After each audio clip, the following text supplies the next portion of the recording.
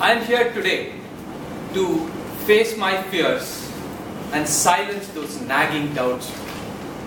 I am happy to introduce myself to you fine folks. I am Arvind.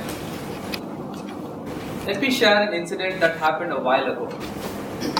I just joined my first job at IBM, and within the first few months, my manager had called me up and he told there's a big department event that's going to happen and I want you to represent the team. I was obviously excited. I was picked among 20 people to first go and present my team. So I was well prepared. I took a lot of time to learn a lot of things and then I got myself prepared. I was a little nervous though because it was my first speech. Big day came. I walked up to the stage, much like I did right now. And then suddenly I turned and looked at the audience. I think there must be around 200 people in the audience. Suddenly something dawned on me. There are not one, not two, but 400 eyes that are looking at me. There are 400 ears listening to me.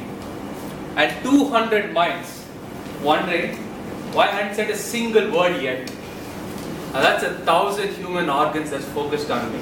And that very thought made me very nervous. My throat went dry. My mind went completely blank. I did not know what to do next. It was a long, awkward silence. After a while, something hit on me. There was a presentation behind me. That's right, I made a presentation. So what did I do?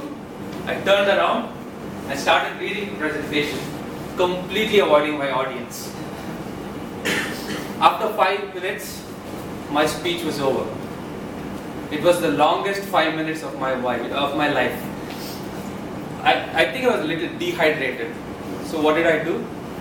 Immediately after the speech was over, I went to a corner, had a long, nice sip of water. I was relieved. But along with the relief, I was also mortified. And here was such a great opportunity for me to speak, to make an impression, and I goofed it up. It kind of kept on eating at me, and I knew that I had to do something to get out of those fears.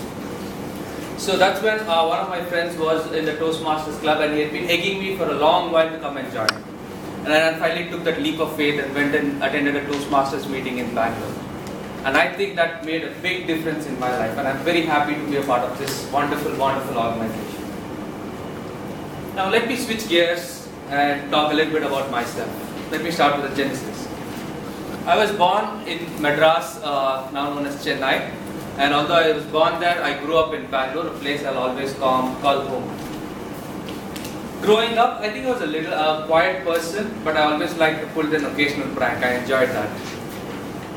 Very early on, I realized that I had a natural inclination to learn subjects such as science and math appealed a lot to me. I had a natural inclination to start reading about them. But I dreaded languages. I dreaded all the languages. In fact, I used to fear them. So when it finally came the time for me to choose a career, engineering became the most logical choice. So I went and enrolled myself in College of Engineering. After graduating, I didn't have a plan in life or anything anyway. But the only plan I thought was that I knew a lot of people in IT used to travel a lot. So I was inspired by travel, by a lot of other people who traveled. So I went and joined IBM, and within a very few short years I started to travel, and that's where I found my real passion, which is to go and explore new places. One of my favorites have been to trek down the Grand Canyon and to see the Smoky Mountains during the fall season, and I've continued that passion. After spending about 3 years or so in the US, I returned back to India, and I realized that I had to do something new in life. And business was something that piqued my interest. I learned a little bit about it informally, and after a while I thought, okay, let me get a more formal education, and that's when I enrolled in the Indian School of Business in Hyderabad, and that's what brought me to this lovely city. Let me switch gears and talk a little bit about my family. I was born in a typical Indian middle class family, very strong on values. My grandfather was a part of when he was a student at Presidency College in Madras, he actually fought in India's freedom struggle, and a lot of values and a lot of inspiration is something I've derived from him.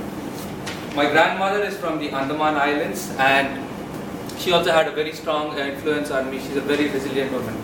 My father is a retired manager from HUL, and my mother was an English teacher. I also have a younger brother who's studying medicine. Now, a very important question that people have asked me a lot is that, why have you found significant other yet? Well, I don't think I can get into that 10-part saga right now, but I guess that's why you have 10 speeches all the way before you become a competent communicator. So I'll save some of those stories for later. A little bit about my hobbies. I enjoy swimming, I enjoy reading, I'm an avid Formula One fan. So that's it about me, folks. I hope this was not the longest 5 minutes of your life.